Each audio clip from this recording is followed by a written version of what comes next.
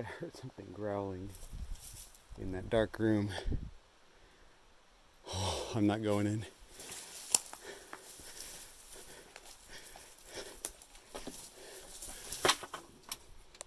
Properly locked.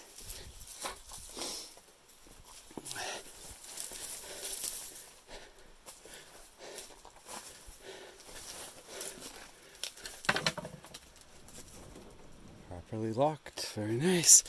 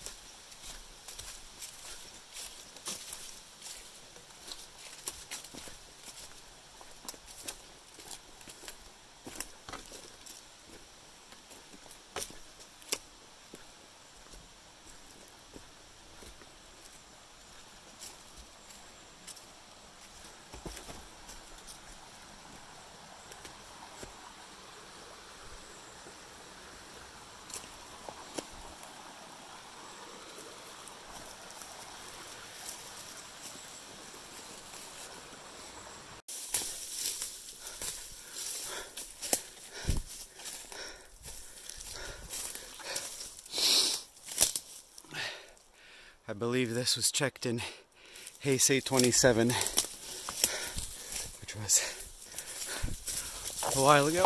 Oh boy.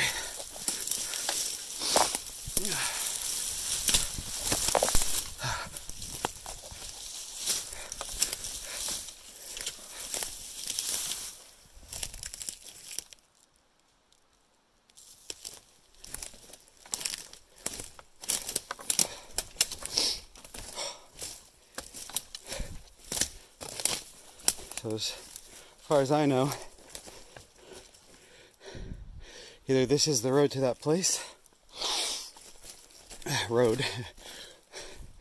or there's another road where the bridge across the river was, and this is just the maintenance road for these power lines which end at that house.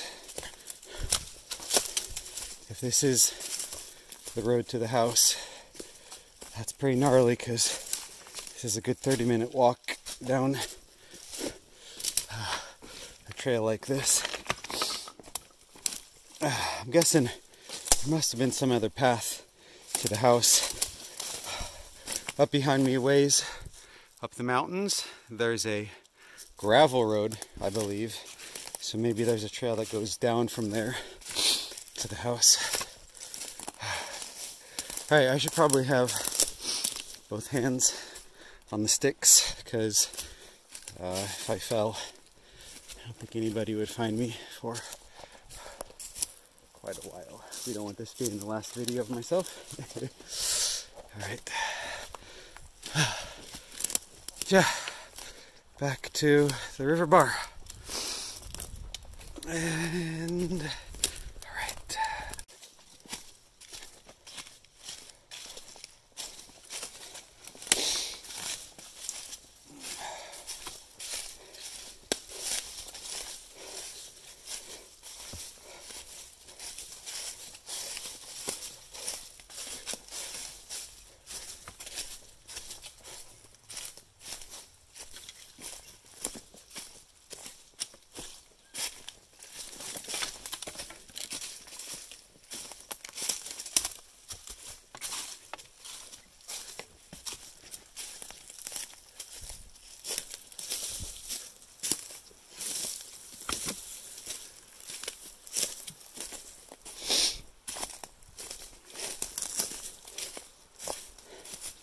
That house goes to show how different Japan used to be.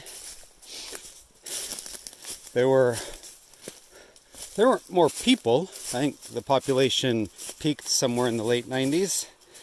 But before everybody moved to Tokyo into apartment buildings that housed hundreds of people, everybody lived out in the countryside. And I mean, everywhere in the countryside. If there was any kind of arable land, people lived there. And somebody chose to live in that house out there and build up massive terraces so they could grow rice. And we are deep. The nearest town, village, in pre-car era, you'd consider it really far away. And it would be quite the donkey or horse ride or walk to go to the nearest town. Probably something you do twice a year maybe. And there were people living out here. Yeah, just that's how valuable land was. I mean, every piece of land was utilized. And yeah, it's interesting coming across these old relics of those long gone days. It's amazing how much Japan has changed now. Now there are places where they're giving land and houses away for free as long as you commit to living there. It's just fascinating. Just in the span of 60 years, a country could change so much. I mean, obviously, most of the world has changed a lot in 60, 70 years. But the emptying out of the rural areas, I think, is extra pronounced in Japan. Man. There's a shrine back near that house, and there's a little Buddha statue, and around it, or well, some kind of statue, and around it there was a shawl, and it said Heisei 35. So I was born in Heisei 56, so 20 years before that. Wow, so about 60 years ago. So somebody was probably living there at least 60 years ago, or visiting on the weekend or something. Yeah, just crazy.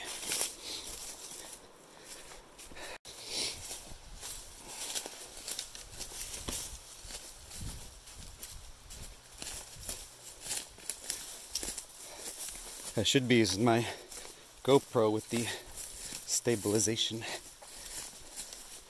This video is probably going to make for a bit of seasickness.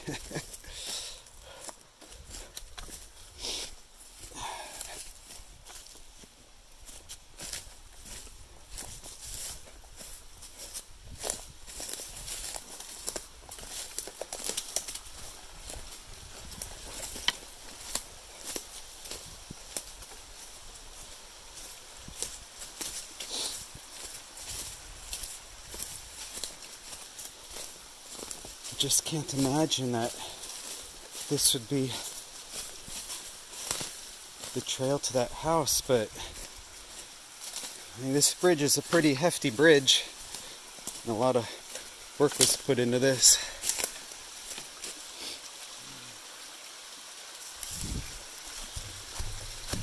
Solid steel bridge.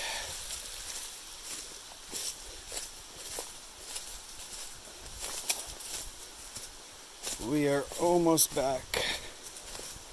Better not jinx myself.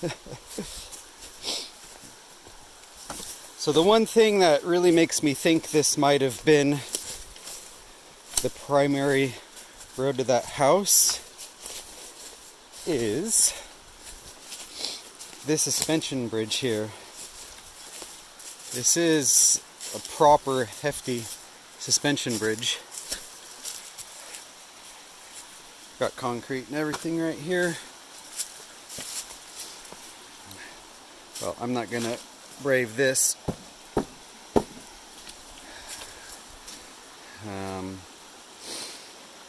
Yeah,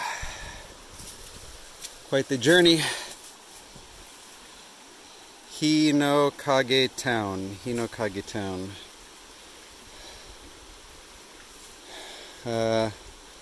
So some restrictions for going across this bridge. It's dangerous. At the same time, don't cross. Something like that.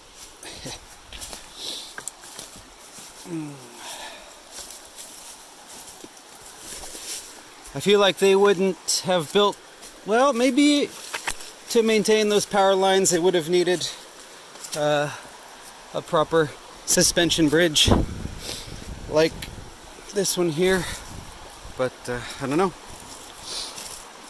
Alright, there's base camp. Very nice. Okay, I am hot, hungry, and sweaty, so it's time to eat a little bit and pack up and head back to home. Alright, peace out.